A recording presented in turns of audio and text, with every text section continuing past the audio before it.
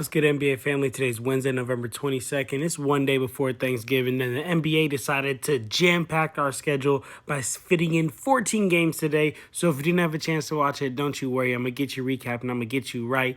First game of the day, we had the Dallas Mavericks. They beat the Lakers 104-101 behind a carry job by Luka and Kyrie. Luka had 30 points, 12 rebounds. Kyrie had 28 points, 6 assists, 50% from the field, 50% from the three-point line. The reason why I say carry job is because besides Luka and Kyrie, the only other person to score 7 or more points on this Mavs team is Josh Green. But let's talk a little bit more about the game. First quarter was competitive. I thought this was going to be a back and forth game. Then second quarter, the Lakers' defense just absolutely crumbled. Mavericks took control of this game.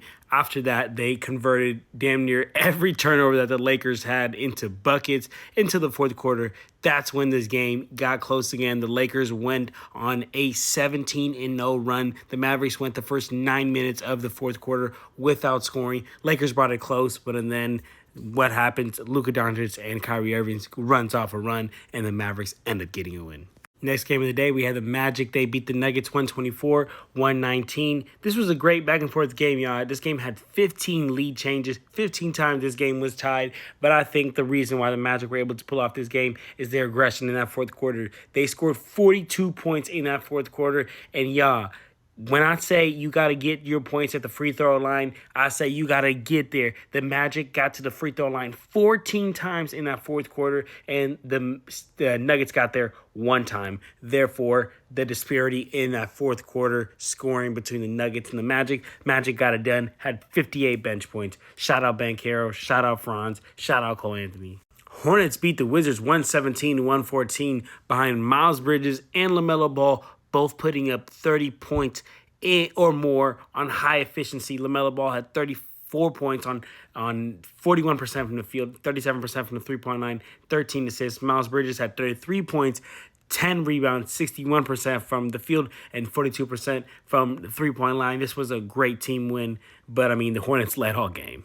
Talk about a thriller. This game had 16 lead changes. Both teams had players who went off. For the Pacers, Tyrese Haliburton had 33 points, 16 assists, and Buddy, he had 31 points. For the Raptors, it was all Pascal Siakam, who had 36 points, 10 rebounds. Scotty Barnes, who had a double-double, 20 points, 12 rebounds. But I think the difference maker to me, was the points off the turnovers, man. The Toronto Raptors damn near converted every single turnover that the Pacers had into points. They had 32 points off the Pacers turnovers.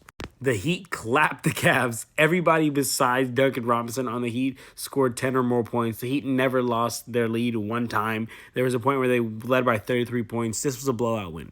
Celtics beat the Bucks 119-116. I ain't gonna lie, y'all. Don't let ESPN and don't let the score fool you. This game was not that close. It was a blowout for the Celtics. This game actually had 0 lead changes. That's why I be telling you, you gotta watch the game, man. Don't just be looking at the final score. It could have you fooled, man. But after the Bucks got outscored 29-17 in that first quarter, made it kind of hard for them to come back. They did have a good fourth quarter, making it a game, but too little too late, man.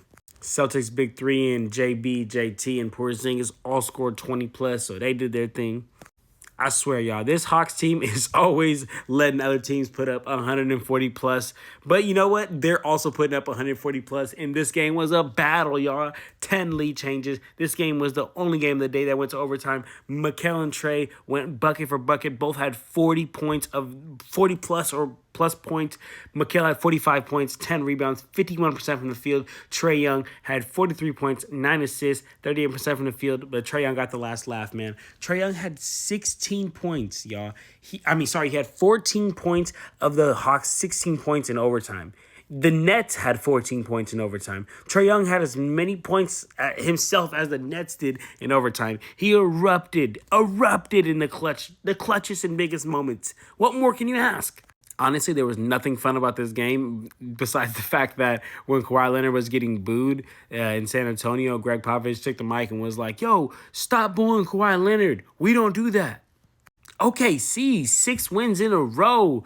41 bench points. Isaiah Joe had 20 points coming off the bench. But story of the game was that man right there, SGA, who had 40 points in his blowout win.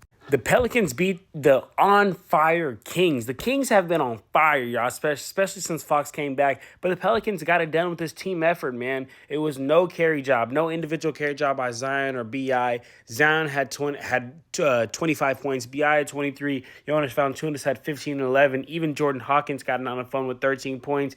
Jose Alvarado had his 10 points. And shout out the Pelicans, man, because in that first half, they were trying to shoot threes, and they was not going in at all. They changed their game and adjusted, ended up scoring 70 points in the paint. Shout out to Pelicans getting the win. Timberwolves on a 3-game win streak, and they look impressive.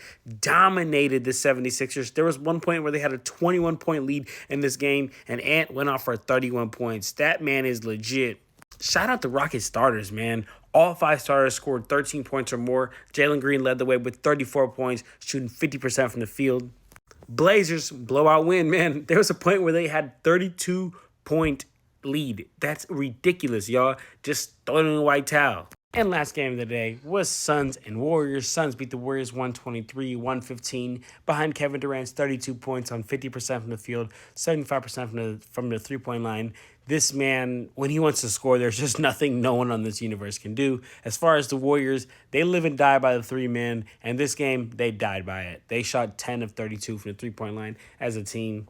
Not going to win that way.